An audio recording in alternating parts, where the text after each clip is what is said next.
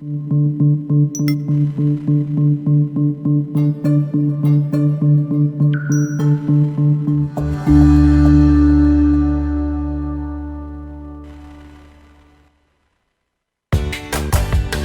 to our podcast, Doing It Right. This podcast reveals authentic stories from successful leaders doing it right. It's about their journey to become a leader, their choices, motivations, and lessons. In essence, how they built successful personal brands. Your host is Valerie Sokolosky, author of 8 leadership books and nationally known as an authority on executive presence and personal branding. Let's get started. Here's Valerie. Well, welcome back to our podcast, which gratefully has made Apple's top 25 business podcasts. And that's because of you, our loyal listeners, and because of fascinating, wonderful leaders who are our guests who are doing it right. And we have one today. Today's show is highlighting Tamara Barker, who made her mark in a male-dominated industry, rising from the ranks in UPS. First, she started as a delivery driver. I can't wait to hear about that. To recently retiring as the C-suite Chief Sustainability Officer and Vice President of Environmental Affairs plus Domestic Plant Engineering. Tamara is going to share with us how she's now transitioning just recently from that C-suite into retirement, one of those things that we all are looking forward to. So a little bit more about Tamara before we get started. With her bachelor's degree in electrical engineering technology from New Mexico State University, she says it was game on from the very beginning of her 31 years at UPS. She now lives in Atlanta, and she's anything but retired. So let's let Tamara tell us, to start with, how she says luck took her down her career path and what she's learned about navigating the roles at the top. So we are broadcasting by phone today, and Tamara, welcome from Atlanta. Thank you, Valerie. We're so glad to have you. I can't wait to hear this story about what it was like when that first day came and there you were in front of this big truck. Tell us about how you even got there and what that was like. Well, I was very fortunate in that I had graduated from college, got married, and followed my husband to Cincinnati, Ohio. He played football in the NFL for Cincinnati, and I went there seeking employment. It so happened that I met a gentleman through his wife that worked for UPS. And after looking to start my career at GE or Procter & Gamble or the Kroger Company, he said, well, we can give you a job at UPS. It's a great company, great career opportunities, but you have to drive a truck first. And being one that was never afraid of any challenge, I said, sure, I'll accept that challenge. And I will never forget when I went for the interview. It's a day that's forever marked in my mind. The human resources person who was doing the interviewing as well as demonstration was a rather large in stature person, and I'm not so large in stature. And she said that there was no way that I could physically do that job. Well, at that point, don't throw out a challenge to me, because I knew that not only could I do the job, but I could probably do it better than a lot of the people that were out there doing it right then and there. So that really started my career at UPS. And forever grateful for that opportunity, because package delivery is the core of what UPS does. So it gave me that experience from the ground up that I've carried throughout my career. From there, I was able to use my education and apply for a position to go into the engineering group. And from there, I did several different rotations in engineering, and then eventually up to retiring as a CSO and Vice President of Domestic Plant Engineering and Environmental Affairs. That's just a fascinating story. I don't know how many women today would even think about driving a truck. And on the other hand, I know better because I see a lot of them in the delivery business. What do you think the statistics are now, Tamara, on the male-female gender of delivery, package delivery? I apologize. I don't have those exact statistics. I know when I began as a driver, I was in a center who had about 100 drivers, and there were only 2 females.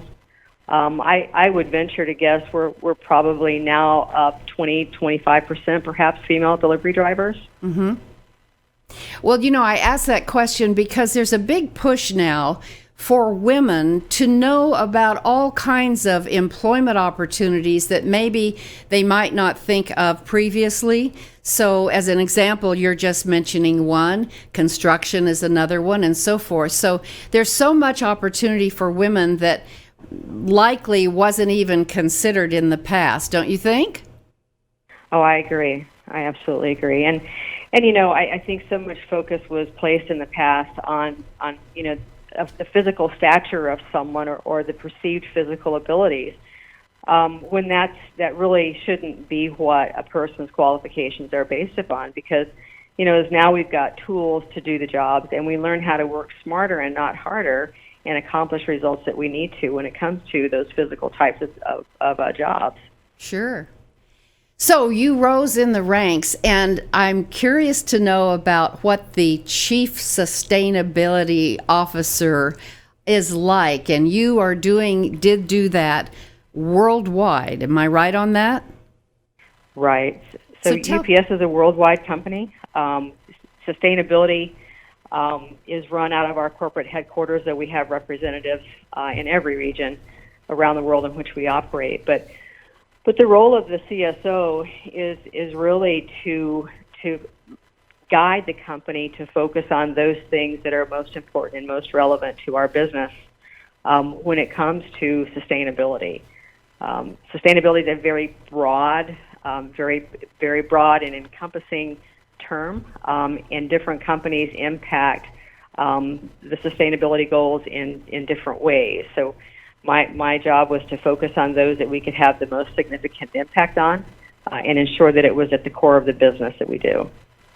So give us some examples, such as the renewable fuel. What are all of the aspects of what UPS does, and what parts of that are helpful in diminishing our environment globally?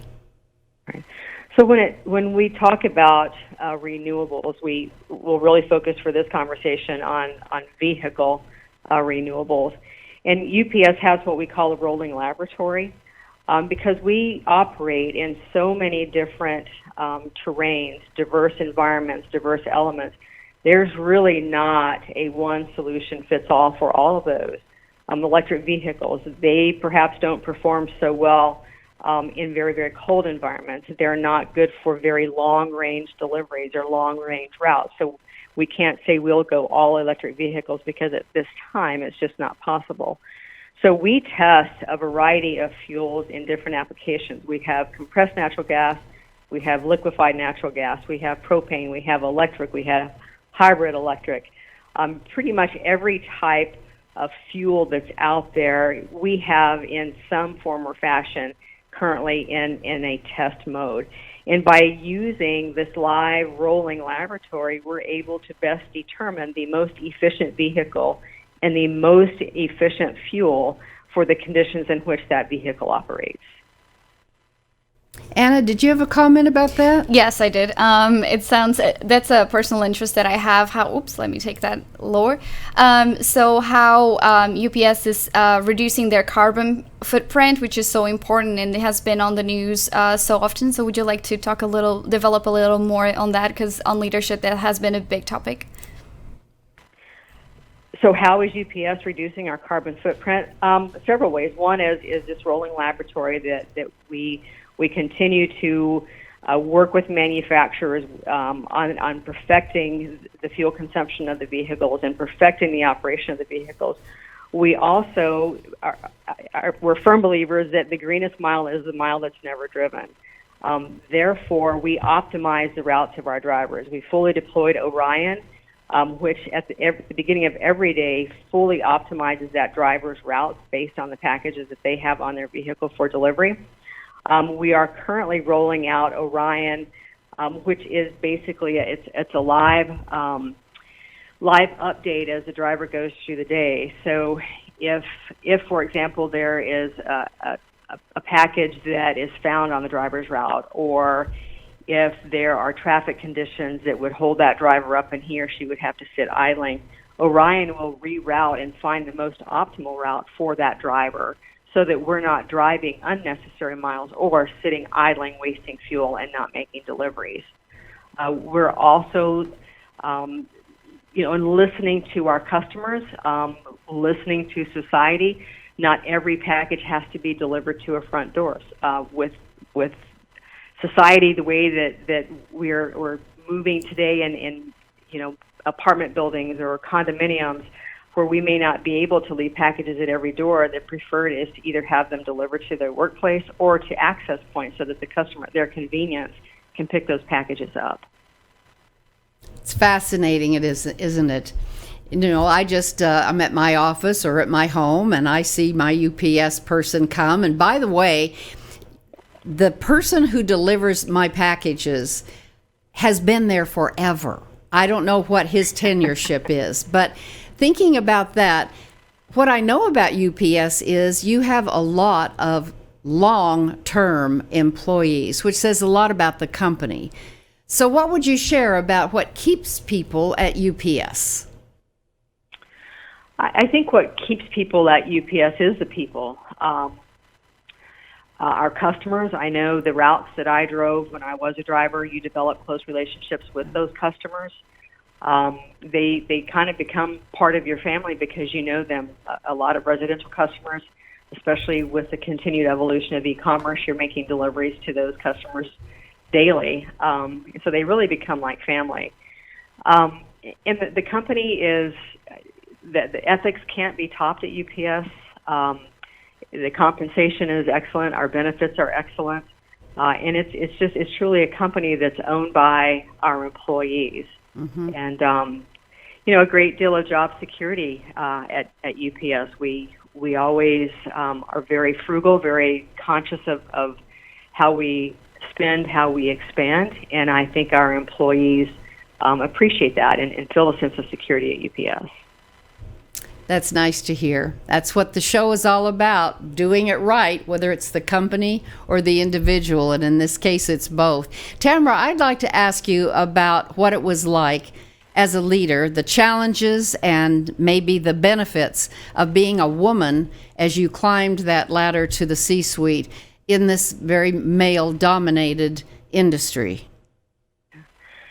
Well, certainly it was a challenge. Not only is transportation male-dominated, but then you take even a further dominated discipline, in that being engineering. So it's almost like I had a double stack against me, because there were females in management when I was first hired at UPS, but they were in what I would call the more traditional roles, where the business development / sales or human resources, where you saw more females than in engineering. So it was really, I didn't see many females at all at UPS when I went into management. And then slowly but surely we began promoting and specifically recruiting females. So with that said, I think perhaps I was in the right place at the right time when the engineering function realized that there were very talented female engineers out there. And for the diversity of thought and for the diversity of the workforce, that engineering really had to begin early on down the path of diversity. So I think being a female and being one that had the opportunity to be a driver and showed that I had the grit, the determination to do that, that worked to my advantage at that time. So I really think that it helped being a female in engineering back in the 80s. Tamara, did you ever feel there was a bias, and if so, how did you handle it? Oh, there was always a bias, always, and the different biases, not only the gender bias, but I've also even recently, biases with regards to my stature, biases with regards to, just different things that you like to think that we're beyond that as a society, but we're not. I never let those get in the way of my determination. I think I have a strong sense of self and a lot of confidence. Never took any of the insults or comments personally, and just I forged forward. If I felt I was right, I knew I was right, and I followed my gut and I stuck to my gun. Well said. Well said. I'm going down this path a bit with you, sort of leading into women's leadership because that's who you are. But also because of that, one of the books that I wrote is called Monday Morning Leadership for Women. And you know about that because your company is using this gratefully in your women's development, leadership development initiative. And so I hear a lot, and I do a lot of executive coaching with women leaders. And the other thing that they talk about, and I'd like you to address, is probably in 31 years, Tamara, you might have had somewhere along the line a boss that maybe wasn't your preference, shall we say. We all have those times when difficult people. So how would you suggest a woman handle working for someone who maybe has biases, but for whatever reason, it's a difficult relationship? How would a woman leader, handle that kind of a situation? Well, I think several ways. I think number one, knowing who you are, and that can kind of be an ambiguous term, I know, but knowing who you are, knowing what your ethics, your morals, your beliefs are, and no matter what, holding on to that, number one. And number two, and I didn't learn this until later in my career, is to find someone that can be a mentor to you, whether it be another, a female, whether it can be a male, same function, another function. Find someone who can be a mentor and who you can talk confidentially to about the struggles. And I have had some tough bosses. I shouldn't say tough because I think you can work for a tough person, you know what their expectations are, but when you work for a person who is just unreasonable or unethical, those are the tougher ones to deal with. But again, I think holding true to your values, bosses don't last forever. They don't last forever. So just do what you have to again, just stand your ground and make sure that you're confident in your decisions, and know that you can get through it. I know I'm greatly simplifying it, but I just think back to those challenges that I had and what I had to do to get through those tough times. Well, that's good advice, Tamara. And when you're feeling the loyalty and commitment to the company and to your role, and you're enjoying what you do, to your point, people will come and go. The door is a revolving one, so stand your ground. I like what you said, too, about know who you are, and what does that look like? Well, in branding terms, it looks like really deeply going within yourself and not only knowing what your strengths are. A lot of the Strengths Finder information is out there, and it's one thing to be told your strengths, but it's another thing to really deeply own those things about you that you know are strong and value propositions that you bring to the table, and those things that also may be a little bit different than somebody that has the same position sitting next to you. Everybody's different, just like every thumbprint is different. We all bring different things. So I'd like you to talk about that just for a moment, is owning the essence of you as a leader. How do you lead with that? In other words, if women are listening to this podcast and they are bosses, what kind of attributes typically are being used to the best in leading people today? I think those attributes, number one is confidence. again, if you have confidence in yourself and you have confidence in your decision making, your people know that, and they appreciate that, and they'll follow you. I think you have to have honesty and integrity in all that you do, and never waver from that. Even when the business may call for you to do something else, you just can't. You have to know that as long as you're honest in all of your intentions, that your people will follow you and your people will do what you ask them and need them to do. I think you have to have a sense of accountability with your people.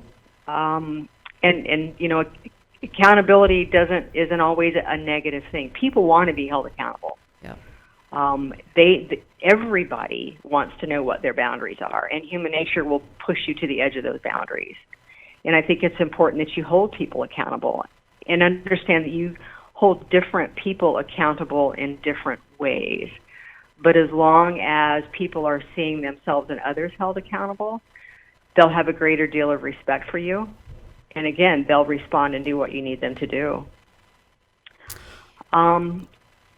And you know, I've always been one that's been somewhat transparent with people, and not total transparency. There has to be some limitations on that, but I think you need to be transparent with your people, and you know, some of those things that we talked about in one of the leadership development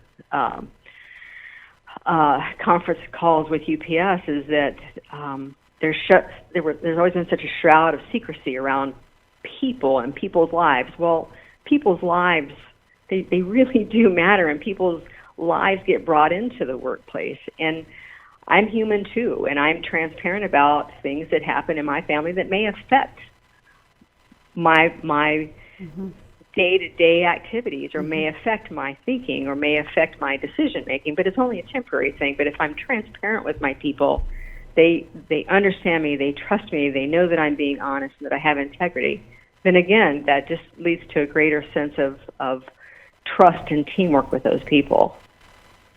That word trust, there you go again. It's the one thing, this is statistics, the one thing that any team lacks above all is usually trust.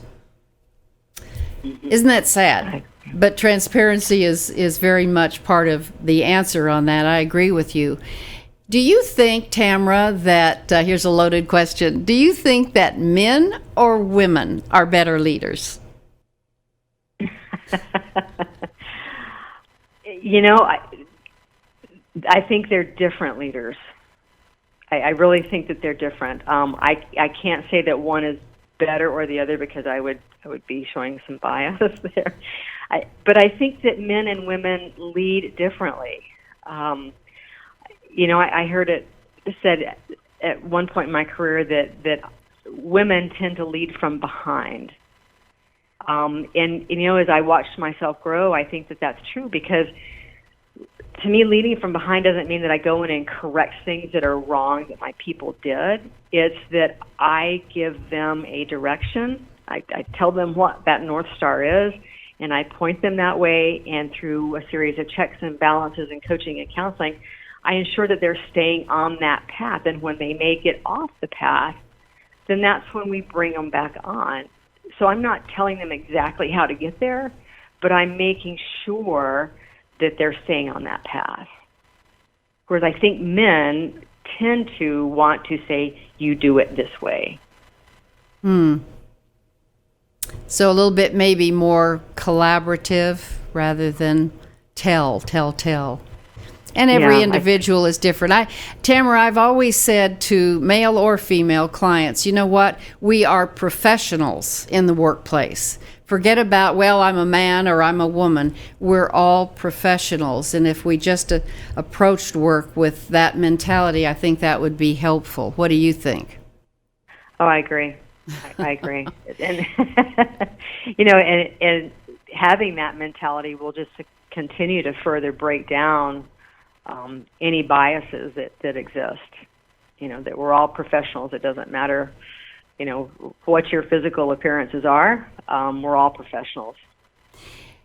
And yesterday I just happened to be speaking with the young man who's running this initiative for the Women's Series on Monday Morning Leadership for Women. And you happen to have been his boss up Yes. the ladder. And he gave me a comment, and I'm not going to tell you what it is, but here's the question. I asked him, I said, what's one word that you would use to describe Tamara as a leader, as a boss? So now I'm going to ask you, if you could select one word, Tamara, that sort of encapsulates who you are, what might that word be? Oh, wow. Goodness, I have a bunch of them running through my mind. I'll give you more than one. Go ahead. Well, it has to be just one word, or can it be No, a I'll few? give you two. How's that?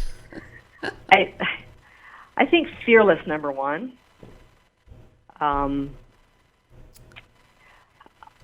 Always believing in my people. Always standing up for them. But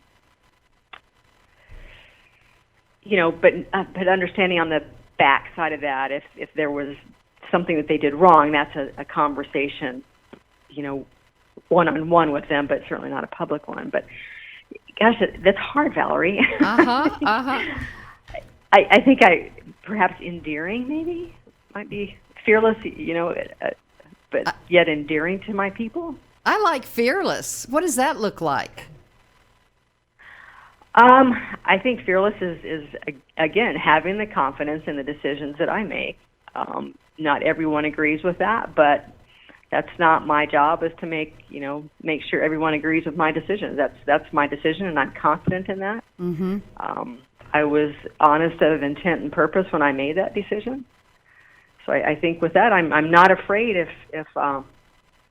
there's not agreement with the decision. It's the decision that I made. So I was always fearless. I was not necessarily conforming, which that's not necessarily to mean that was negative. I was negative, or I was rebellious or disrespectful. But I think my decisions differed from others, and I was fearless in standing behind my decisions. Tamara, so you've said a lot of things about self-confidence and fearless and some of the other words. Did you ever have doubts about yourself? Oh, yeah. Absolutely. I asked that question for a reason, and I'm glad you gave that answer, because research recently, and I'm sorry I don't have the actual statistic on where it came from, but it's a truth. It was done for women leaders at the top. And there were many questions, but the one that relates to what we're talking about was this. When you got to the C-suite, did you ever have doubts? And to the woman of, I don't know how many hundreds they interviewed, Tamara, every single one of them said exactly what you did. So elaborate a little bit on that. Doubts. Because, we think, well, Lance, you've made it to the top, so you must not ever think that you're not making the right decisions. What does doubt look like? Well, I think doubt it looks like when you're driving home at the end of your day, reflecting back on your day and, should I have done this differently? Was that really the right decision? What are the repercussions going to be? Do I have a chance to go do it again? But none of that is portrayed in front of your people, but to you internally, then you go back through all of those. But I think that's part of growing and maturing too, is reflecting back and thinking, what could I have done differently? What should I do differently next time? And I think if you don't doubt yourself and you don't question yourself at the end of every day, you probably stop growing as a leader. I would wholeheartedly agree with that. Well, Tamara, in the final question, I'd love for you to leave listeners, women who are aspiring leaders or in a position of authority, have direct reports, And those who are considering, do I even want to have direct reports, or am I fine being an individual contributor?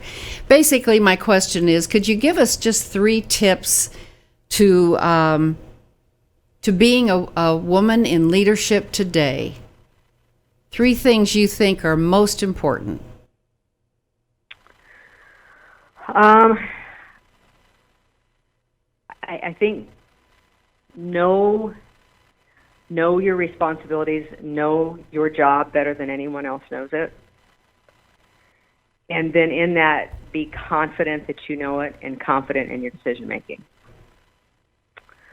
Again, it comes back to the honesty and integrity and your ethics.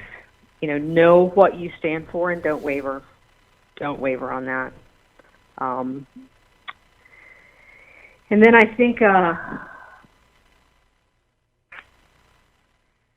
it goes to the accountability of your people. I think I've already said these things, but I think accountability for people, because everybody on your team wants to know what their limits are, and they want to know that the whole team is being held accountable in some form or fashion. Those are 3 good tips. And finally, now that you're retired, I said at the beginning of the show, I wanted those people who may be considering it in the near future or somewhere out there. What are you enjoying the most? I am enjoying the most being my own boss. I love it.